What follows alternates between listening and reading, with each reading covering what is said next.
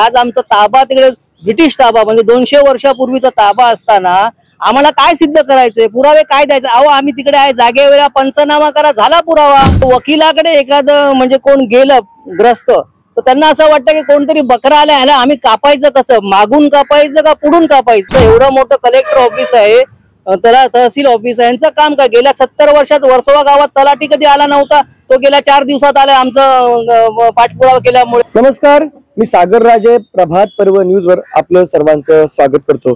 मुंबईचं झालेलं शहरीकरण आणि औद्योगिकीकरण यामध्ये जर भरडला असेल तर इथला भूमिपुत्र मूळ मुंबईकर, आणि त्या भरडण्यामुळे आज अंधेरी गावातील जी मंडळी आहे ती त्या ठिकाणची मूळ शेतकरी म्हणूया आपण, किंवा मूळ वहिवाटदार म्हणूया, मूळ कुळ म्हणूया, ही सगळी मंडळी आज तहसीलदार कार्यालय अंधेरी या ठिकाणी आली होती. त्यांची सुनावणी चालू होती. मी सुरुवातीलाच म्हटलं की शहरीकरण झालं, औद्योगिकरण झालं, आणि त्यामुळे एक फक्त मुंबईकरच भरला जात नाही, तर ज्या ज्या ठिकाणी अशा पद्धतीने शहरीकरण किंवा औद्योगिकरण झालं त्या ठिकाणी असलेला मूळ भूमिपुत्र हा नेहमीच भरडला गेलेला आहे. आणि त्यासाठी अनेक त्याला खस्ता खाव्या लागतात. त्याचं वहिवाट असेल, त्याचं कुळ असेल, त्याला प्रूव्ह करण्यासाठी कितीतरी संघर्ष करावा लागतो. अगदी सुप्रीम कोर्टातले त्याला अनेक संदर्भ या ठिकाणी द्यावे लागतात, परंतु तरी देखील मात्र प्रशासन त्याला वेठीस धरत असतो. गेल्या 1.5-2 वर्षांपासून या ठिकाणी एक महत्वपूर्ण सुनावणी लागावी यासाठी इथल्या या अंधेरीकरांचा संघर्ष सुरू होता. आज पहिली सुनावणी लागली, आणि त्या सुनावणीमध्ये नक्की काय झालं, ती सुनावणी कशा संदर्भात होती, अतिशय महत्वाचा प्रश्न आहे. कारण जर इथला एक म्हणजे अंधेरी गावचा भूमिपुत्र म्हणूया किंवा अंधेरी गावचे रहिवासी म्हणूया, त्यांच्यावरच अन्याय होतो अशातला भाग नाही. त्यांचा अन्याय या ठिकाणी कॅमेऱ्यामुळे आपल्याला कदाचित माहित होतं, परंतु असे अनेक मुंबईकर असतील, अनेक मूल रहिवासी असतील, त्यांच्यावर देखील अन्याय झालेला आहे, परंतु तो त्या ठिकाणी कॅमेरा न पोहोचल्यामुळे कदाचित आपल्यापर्यंत पोहोचला नाही. तर काय कथा काय, यांच्या रडगाने काय, त्यांचं दुःख काय हे आपल्याला जाणायचं आहे. तर या ठिकाणी खरोखर अतिशय दिग्गज मंडळी आहेत, या क्षेत्रातली अगदी तज्ञ मंडळी आहेत. सर, आपलं नाव? शशिकांत जुन्नरकर. त्यांचा युक्तिवाद मी त्या ठिकाणी ऐकला, आणि खरोखरच तो युक्तिवाद जर इथे रेकॉर्ड मध्ये दाखवता आला असता तर तुम्ही देखील चकित झाला असता.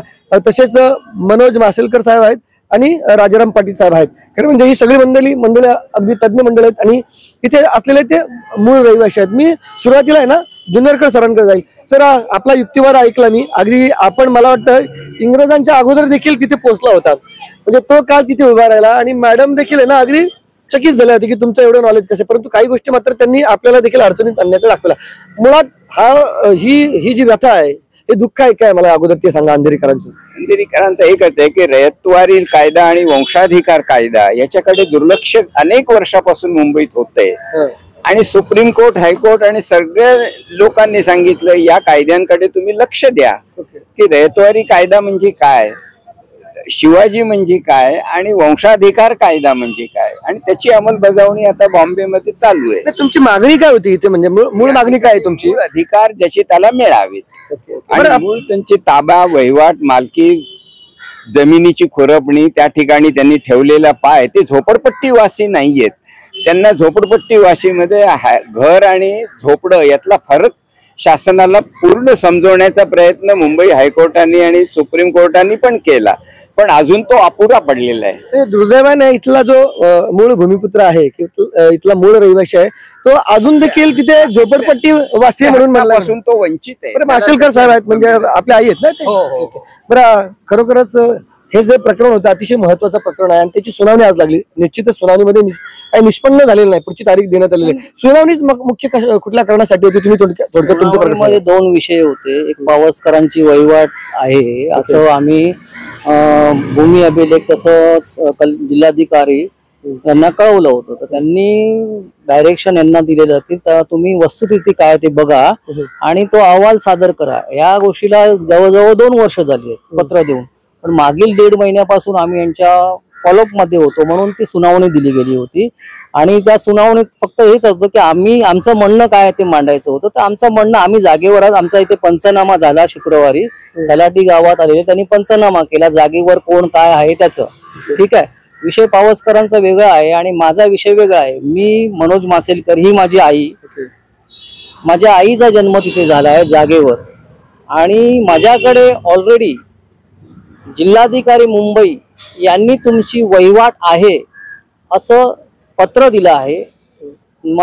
ते पत्राच्या अनुषंगाने मी तक्रार केलेली की सदर मिळकतीवर वर्सोवा गावातील सर्वे नंबर 56 या मिळकतीवर जी बांधकामं झाली आहेत ती बेकायदेशीर आहेत, ती तुम्ही तोडून टाका म्हणून. कारण जिल्हाधिकाऱ्यांनी मला जर माझी वहिवाट मान्य केली तर माझ्या परवानगीशिवाय, माझ्या आईच्या संमतीशिवाय तिकडेच कोणतंच काहीच होऊ नये असा कायदा सांगतो. परंतु दुर्लक्ष करून, म्हणजे पैशाचा बळाचा वापर करून, त्याच्यावर बांधकामं करून आज कल्याण डोंबिवलीमध्ये जे प्रकरण घडतायत की टायटल नसल्यामुळे बिल्डिंगी तुटतायत. त्यांना महानगरपालिकेची OC आहे, CC आहे, सगळं आहे, परंतु टायटल नसल्यामुळे सामान्य नागरिक भरडला जातो. करोड 2-2 करोडचे फ्लॅट घेऊन नंतर त्यांच्या इमारती तुटल्या जातात. सामान्य नागरिकांना याची झळ पोचू नये म्हणून मी त्यांच्याकडे तक्रार केली आहे की सदर मिळकत ही माझ्या वहिवाटीतली असल्यामुळे त्याच्यावर कोणतंही बांधकाम करू नये.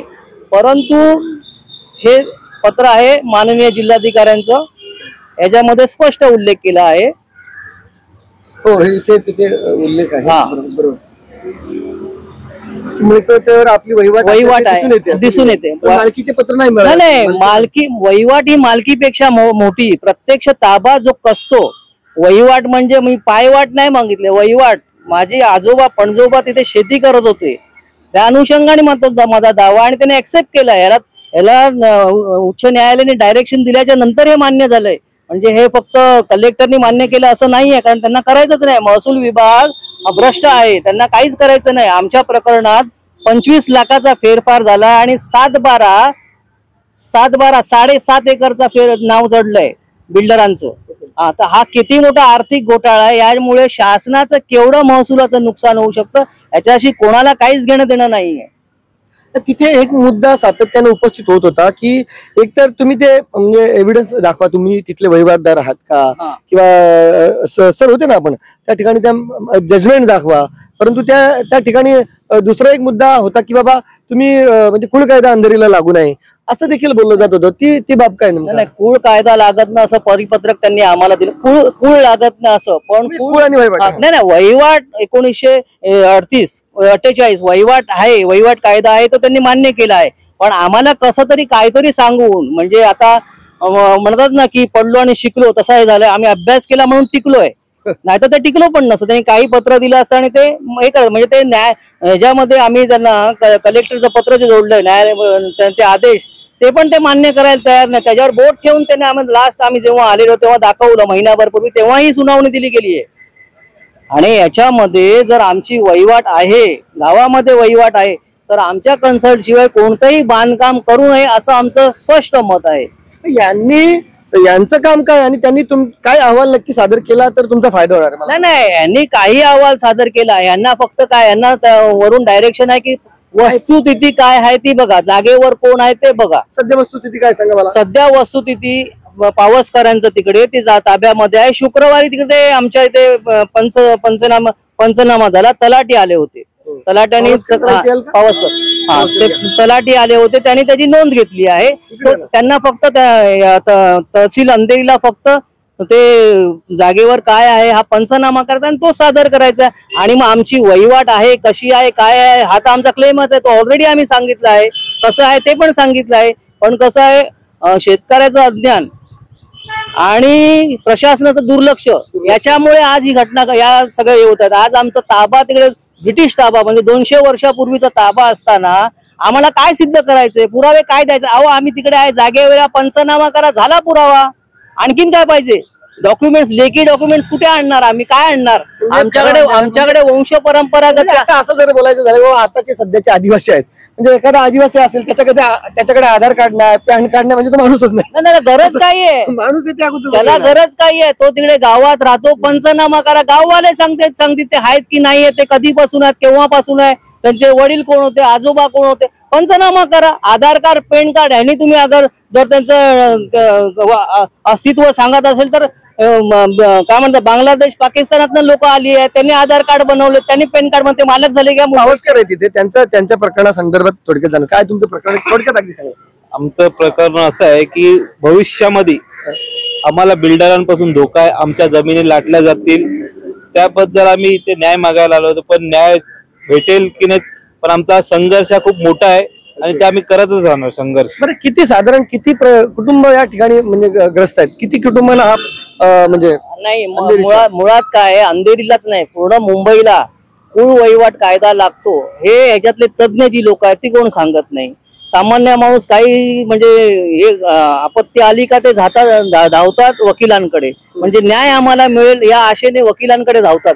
पण त्या वकिलाचं अज्ञान, म्हणजे वकिलाकडे एखादं म्हणजे कोण गेलं ग्रस्त तर त्यांना असं वाटतं की कोणतरी बकरा आला ह्याला आम्ही कापायचं कसं, मागून कापायचं का पुढून कापायचं, म्हणजे मागून कापायचं तर तो जास्त काहीतरी मिळेल आणि पुढून कापलं का एकदाच संपणार आहे. म्हणून त्यांचं अज्ञान आणि त्यांना बिल्डरांची संगनमत हे आमच्या प्रकरणात झालं आहे.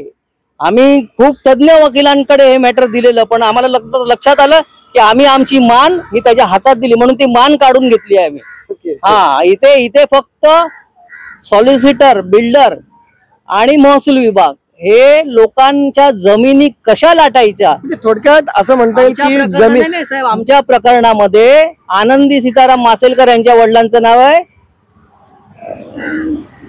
नारायण धोंडू हरमळकर, यांच्यासाठी कलेक्टर ऑफिस मुंबई उपनगर जिल्हाधिकारी यांच्या कार्यालयात नोटीस निघाली की यांना भेटावी ही जी फेरफार पडलाय. पण त्या नोटीसवर बिल्डराचा ऍड्रेस होता, जे बिल्डर तिकडे आज मग तो ती नोटीस यांना पोहोचणारच कशी, म्हणजे असे अंदाधुंद कारभार चालू आहेत. म्हणजे एकदा आम्ही त्यांचं नाव चढवलं सामान्य शेतकरी कोर्टात कुठेही टिकणार आहे. तुम्ही किमान अभ्यासू आहात, या संदर्भात चळवळीमध्ये आहात, म्हणून तुमच्यावर होणारा अन्याय आणि त्याच्यावरच्या उपाययोजना तुम्हाला माहिती आहेत. परंतु जर सामान्य मुंबईकर, सामान्य या ठिकाणी असलेला स्थानिक भूमिपुत्र मुंबईचा, त्याला मात्र हे करू शकणार नाही. नाही सामान्य भूमिपुत्रांना मग ते कोर्टात जायचं, दिवाणी न्यायालयात जायचं आणि तिकडे तुला काय उद्या भेटणार नाही. म्हणून आता तो बिल्डर एक फ्लॅट देतोय, तो घे आणि सगळं लिहून दे, म्हणजे आपले अधिकार सगळं लिहून दे, असं चालू आहे. तिकडेच घ्या पाटील साहेब, या तुम्ही या 2 मिनिटं. खरं म्हणजे सुरुवातीलाच म्हटल्याप्रमाणे हे जे दुःख आहे ते फक्त म्हणजे मुंबईतल्या अंधेरी गावचं दुःख असं म्हणता येणार नाही. या पद्धतीने अनेक लोक असतील की ज्यांच्यावर असा अन्याय झालेला आहे, त्यांना आपला हक्क अधिकार मिळत नाही. परंतु आपण आपल्यासोबत असल्या कारणाने म्हणजे माशेलकर आपल्याशी परिचित आहेत म्हणून ते तुमच्यापर्यंत आले आणि आपण प्रभात पर्व दिसतो. परंतु हा जो प्रकार आहे संपूर्ण मुंबईतील मूळ निवासी असणाऱ्या आगरी, कोळी, कराडी भूमिपुत्रांसाठी आहे, ईस्ट इंडियन लोकांसाठी आहे. आणि जर सरकारची जर भूमिका ही असेल म्हणजे न्यायालयात खेटा मारा, त्याच्यानंतर तिकडला एखादा आदेश येईल आणि तो आदेश आल्यानंतर यांना त्याचा अहवाल तयार करायचा, म्हणजे वर्षानुवर्ष त्यांनी असंच राहायचं का? याला काय उपाय आहे का तुमच्याकडे? आजचा जी बैठक झालेली आहे सगळी तहसीलदारांसोबत चर्चा झाली आहे ती मुंबईसाठी अत्यंत महत्वाची आहे की मुंबईतली जी भूमिपुत्रांची सगळी घरं आहेत ती झोपडी म्हणून हे नोंदवतात आणि आता त्याला झोपडपट्टी पुनर्विकास प्रकल्प SRA आणि उरलेले बिल्डर अशा प्रकारे तोडले जातात. याचा सगळ्यात मोठा बळी सायन कोळीवाडा ठरला. 721 घरं झोपड्या म्हणून तोडली, ते जमिनीचे मालक होते. BMC खूप घोटाळा केला ना? नाही, घोटाळा केला नाही, फसवणूकच केली. आज जो मुद्दा आहे हा केवळ घरांचा आणि झोपड्यांचा नाही, हा जमिनीचा मुद्दा आहे. म्हणजे हे पूर्ण वर्सोवा शहर, अंधेरी हे कोणाचं आहे हा शोध घेण्याचा प्रकार आहे. वर्सोव्यातल्या सगळ्या मंडळींनी सावध होणं गरजेचं आहे. आतापर्यंत आमचे लोक फक्त SRA मध्ये जायचे, तहसील कार्यालय कुठे आहे, जिल्हाधिकारी कार्यालय कुठे आहे हे कोणाला समजत नव्हतं, भूमी अभिलेख कुठे समजत नव्हतं. आज जी चर्चा झाली त्यामध्ये महसूल विभागाचं प्रबोधन झालं की मुंबईचे भूमिपुत्र इथे कोणतरी आहेत. मुंबईला असं वाटतं की सगळे बाहेरून आलेले लोक यांचीच मुंबई आहे, तर मुंबईला भूमिपुत्र पण आहेत आणि त्या भूमिपुत्रांची फक्त घरं नाहीत, गावं नाहीत, तर मोठमोठ्या जमिनी आहेत. आता धारावी प्रकल्पामध्ये 12 कोळीवाडे झोपडपट्टी म्हणून डेव्हलप होत आहेत, पण त्यांचे गाववाले, त्यांच्या जमिनी 100 एकर जमीन आहे त्यांची. पण हा जमिनीचा मुद्दा मुंबईमध्ये रुजत नव्हता. हे रुजवण्याचं काम, चांगला युक्तिवाद आज आमच्या गुरुजींनी केलेला आहे. तुम्ही त्यांचे शब्द ऐकलेले आहेत, ते त्यावर व्याख्यान देऊ शकतात. माशेलकर त्यासाठी रडतात. इथे आता सुंदर पाडमुख होते, ते पण गेले. त्यांचा पण विमानतळाचा, आपल्याकडे जसा नवीन विमानतळ आहे त्यांचा मोठा तिथे लढा आहे. 84,000 झोपडे आहेत, ते तिथे राहत आहेत, 30 वर्षापेक्षा जास्त राहतात. म्हणजे ते जमिनीचे आज मालक होऊ पाहत आहेत, पण जमीन मालकी मुंबईत कोणाकडे आहे ते कोणी मान्य करत नाही. आज भविष्य काळात जर हा मुंबईच्या भूमिपुत्रांचा लढा जर यशस्वीपणे लढला गेला नाही तर उद्या संपूर्ण मुंबईचा मालक अदानी होईल. इतिहास पण तसाच होईल कदाचित. आणि म्हणून हा लढा जमीन हक्कांचा आम्ही सुरू केलाय. आगरी, कोळी, माळी, भंडारी, ईस्ट इंडियन, आदिवासी आणि सगळे लोक, सगळ्या जाती धर्माचे लोक, ही मुंबई आमची आहे हा संदेश आम्ही या मुंबई शहराला देतोय. 4 महिन्यानंतर महानगरपालिका आहेत आणि आताचा निकाल लागणार आहे. ज्यांनी आम्हाला इथल्या भूमिपुत्रांना संपवलं त्यांच्याविषयी राग व्यक्त करण्याचं आवाहन मी मुंबईच्या भूमिपुत्रांना करतो. आणि महसूल विभाग असेल, भूमी अभिलेख असेल, पोलीस असतील, न्यायालय असतील, यांना पण सांगतो की मुंबईचे खरे भूमिपुत्र कोण हे तिथे राहतात, त्यांचा शोध घ्या. झोपडीवासी किंवा अतिक्रमित अनधिकृत म्हणून त्यांना उद्ध्वस्त करू नका, ही नम्र विनंती संपूर्ण देशाला करतो. हे माझं बोलणं. माशेलकर साहेब, या आपण या 2 मिनिटं खरोखरच या सगळ्या म्हणजे कचाट्यातून सुटायचं असेल तर तुमच्यासारख्या म्हणजे तिथल्या स्थानिक मूळ रहिवाशांनी किंवा वहिवाटदार असतील त्यांनी काय केलं पाहिजे आणि तुम्हाला काय अपेक्षा आहे सगळ्या बाबतीत? नाही, मुळात कसं आहे, मुंबईतल्या भूमिपुत्रांना आम्ही जमिनीचे मालक आहोत हेच माहिती नाहीये. इथनं सुरुवात आहे. हो, इथनं सुरुवात आहे. म्हणजे आम्ही इथे कसं, म्हणजे आम्हाला प्रॉपर्टी कार्ड दिलं, त्यांना काय वाटतं स्वप्न, म्हणजे काहीतरी प्रॉपर्टी कार्ड तुम्हाला का दिलं गेलं याचा जर अभ्यास केला तर त्यात असं लक्षात आलं, माझ्या पण तेच लक्षात आलं की आमच्या इथे मोठमोठ्या जमिनी होत्या, औद्योगिकरणासाठी शासनाने आमच्याकडनं त्या जमिनी घेतल्या, मोबदला काहीच दिला नाही, चाळी बांधायला परवानग्या दिल्या. मग चाळ कोणी बांधावी, म्हणजे भूमिपुत्र, म्हणजे आम्ही जमिनीचे मालक होतो म्हणून त्या चाळ बांधायला आम्हाला परवानगी दिल्यात लीज होल्ड इंटरेस्टवर. बरोबर आहे, तिकडे आमच्या नोंदी आहेत, भुई भाडं भरतो, हे सगळं आहे. पण मुळात कसं आहे की भूमिपुत्रांना स्वप्न पडत नाही, त्यांना असं स्वप्न दिसत नाही की आमचे आजोबा पणजोबा कोण होतं. त्यामुळे हा सगळ्यात मोठा प्रश्न आहे. आता विषय असा आहे की त्यांनी प्रत्येकाने, जे मुंबईचे मूळ रहिवासी आहेत, त्यांनी आपल्याकडे असलेली कागदपत्र चाळावी, त्याच्यामध्ये आपल्या नोंदी काय ते बघावे आणि त्या नोंदी घेऊन कलेक्टर ऑफिस, महसूल विभागाला पत्रव्यवहार करावं. शासनाने ऑलरेडी सांगितलं आहे, GR आता निघालाय 4 दिवसापूर्वी, की पट्टेदारांची नोंद तुम्ही रेकॉर्डवर घ्या म्हणून. पट्टेदार आहेत आणि म्हणजे सांगा थोडक्यात. पट्टेदार म्हणजे तो पट्टा लागतो, तो त्यांनी ती मूळ जमीन कसली आहे तो, बरोबर, तो पट्टेदार. सातबाऱ्यावर जरी त्यांचं नाव नसलं मूळ मालक म्हणून, परंतु ते तिथे वहिवाटदार आहेत, कुळ म्हणून होते, कुळांच्याही नोंदी नव्हत्या ना, हा प्रॉब्लेम झाला होता. नाही, नोंदी नव्हत्या, नोंदी घेण्याचं काम कोणाचं होतं, आमचं थोडी काम होतं, महसूल विभागाचं काम होतं. त्यांनी चुका केल्या, त्याचं भुगतान आम्हाला काय करायचं. एवढं मोठं कलेक्टर ऑफिस आहे, त्याला तहसील ऑफिस आहे, यांचं काम काय. गेल्या 70 वर्षात वर्सोवा गावात तलाठी कधी आला नव्हता, तो गेल्या 4 दिवसात आलाय आमचं पाठपुरावा केल्यामुळे. त्याला माहित नसेल वर्सोवा असं गाव आहे. नाही, त्यांना रिपोर्ट फक्त इथे खुर्चीमध्ये बसवायचे आणि रिपोर्ट बनवायचे. त्यांना सांगितलं तुम्हाला आमच्याकडे यायचंय तर पत्र द्या, आम्हाला पत्र देत नाही, कारण रेकॉर्ड बनेल की बाबा 70 वर्षानंतर मी पत्र दिले तर गावात यायचंय. असं आहे, हे सगळं अंधाकारभार चाललाय, इथे काहीच नाही. आता मुळात कसं आहे, भूमिपुत्रांना मला हे सांगणं आहे की स्वतः पहिला मजबूत व्हा. बाबासाहेबांनी सांगितलं पोटात अन्न नसेल तर तुम्ही लढाई करू शकत नाही, म्हणून सक्षम व्हा, ताकद लावा आपली, म्हणजे आपले उद्योगधंदे स्वतःचे पूर्वीचे आहेत ते करा, त्याच्यानंतर लढाईला उभा राहा. आज मी हा संघर्ष 7 वर्ष गेली, 7-8 वर्ष करतोय आणि याच्यामध्ये टिकायचं कारण हे आहे की मी छोटा मोठा का नाही पण उद्योग करतोय, नोकरी करत नाहीये, वेळ काढतोय, वेळ देतोय. माझा मुलगा आहे इथे, त्याला माझ्या बरोबर घेऊन फिरतोय. आज त्याचं शिक्षण महत्वाचं आहे, मला तो शिक्षण पण घेतो, पण ते शिक्षणात पण वेळ काढून तो माझ्या बरोबर फिरायचं कारणच हे आहे की बाबा हे काय आहे ते तुम्ही समजून घ्या, म्हणजे येणाऱ्या पिढीला कळेल की मुंबईत आम्ही जमिनीचे मालक होतो. मुंबईत म्हणजे जमीन महसूल हा पण एक विषय आहे, तो आपल्या पाठ्यपुस्तकात नाही आहे, कारण त्याचं कारण पण मोठं आहे. ते पाठ्यपुस्तकात असेल तर आमच्या सामान्य ओबीसीना ते कळेल. तर पाटील साहेबांकडे जायचं म्हणजे कुळ वहिवाटदार याविषयी खरं म्हणजे मॅडम बोलत होते की बाबा अंधेरीला तिथले त्यांचे अधिकारी तेही बोलत होते त्यांच्यासोबत की बाबा कुळ कायदा लागू नाही, म्हणजे कुळ कायदा वहिवाट लागू नाही. तुम्हाला पटत होतं का ते? नाही, हे अधिकारी संभ्रमात टाकतात लोकांना. म्हणजे लोकांनी या ऑफिसला आल्यानंतर पुन्हा कधी येऊ नये की तुमचा कुळ कायदा पण नाही आणि वहिवाट पण नाही असा निगेटिव्ह प्रचार करतात.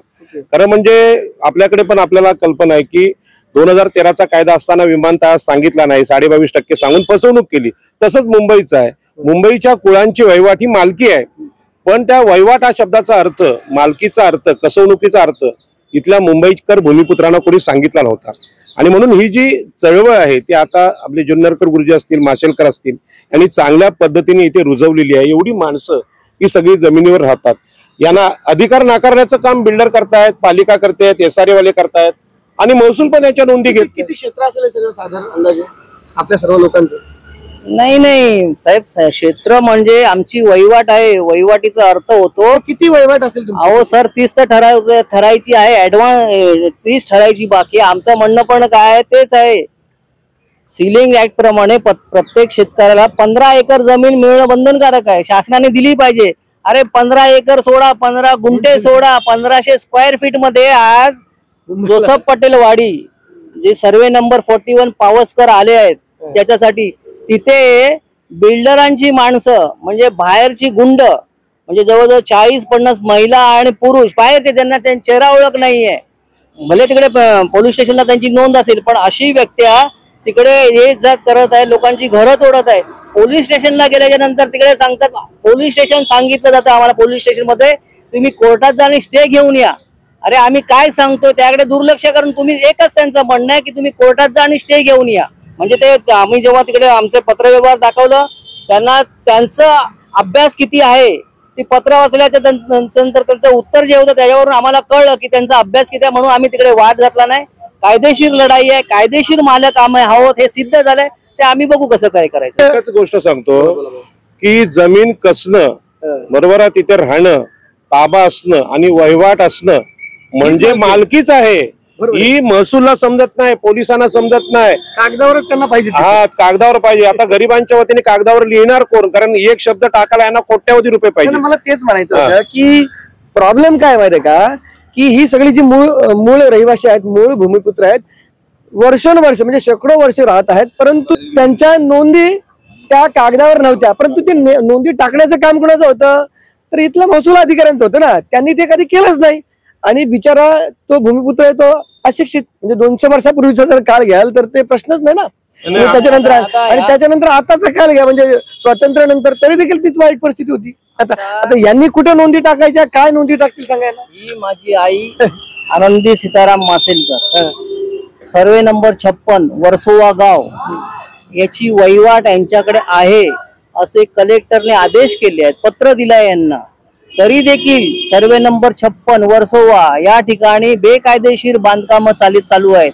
त्याची तक्रार जेव्हा आम्ही महानगरपालिकेला केली तेव्हा महानगरपालिकेने आम्हाला लेखी उत्तर दिले की तुमच्या जमीन मालकीशी आमचं काही घेणं देणं नाहीये. हे झालं महानगरपालिकेचं उत्तर. आणि आज जेव्हा आम्ही तहसीलला बसलो आणि सांगितलं अशी बांधकाम चालू, तर बोलतात तुम्ही महानगरपालिकेकडे तक्रार करा. म्हणजे लोकांची दिशाभूल करायचंय आणि बिल्डरांना सपोर्ट करायचं, एवढंच काम चालू. आता ह्या बाईकडे तुम्ही काय अपेक्षा करणार की हिच्याकडे डॉक्युमेंट असणार? ही बाई माझी आई आहे, ही आज 85 वर्षाची झाली, 5 मुलं, लहानाची मोठी करण्यात त्यांचं आयुष्य गेलं, ते कशाला डॉक्युमेंट्स बनवणार? मग एवढं मोठं कार्यालय, एवढा मोठा महसुलातनं त्यांना पगार जातो, तो उगाच का? त्यांनी येऊन नोंदी घ्यायला पाहिजेत ना. तलाठी गावात आला पाहिजे ना. आम्ही का तलाटाकडे जायचं? हा मुळात त्यांनी कधीही नोंदी न घेतल्या कारणाने हा सगळा म्हणजे प्रश्न उभा राहिलेला आहे. परंतु एकच गोष्ट या ठिकाणी पाटील साहेब म्हणतात की तुमच्या नोंदी नसल्या तरी चालतील, परंतु तुम्ही त्या ठिकाणी दावा सोडू नका. मुळात कसं आहे, ओबीसींना जमिनीचे अधिकार नाकारायचं हे प्रशासनाने ठरवलं आहे. आज जर कुळ कायद्याप्रमाणे, वहिवाटीच्या कायद्याप्रमाणे, रयतवारी कायद्याप्रमाणे हे मालक घोषित झालेत. आणखीन काय दस्तावेज हवेत?